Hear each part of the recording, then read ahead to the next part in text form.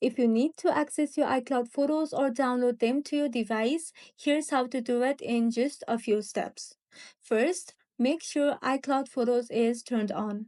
And for that, go to your Settings app, then tap on your Apple ID at the top.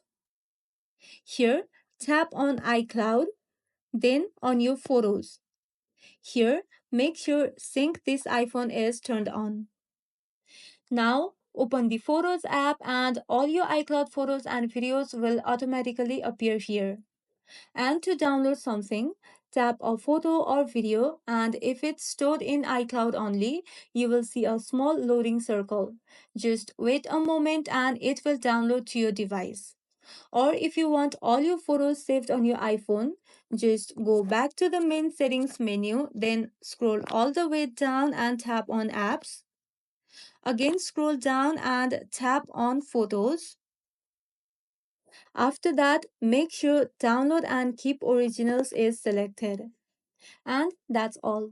Your iCloud photos are always with you. Just tap to download anytime and anywhere.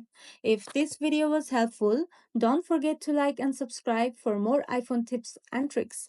Thank you for watching.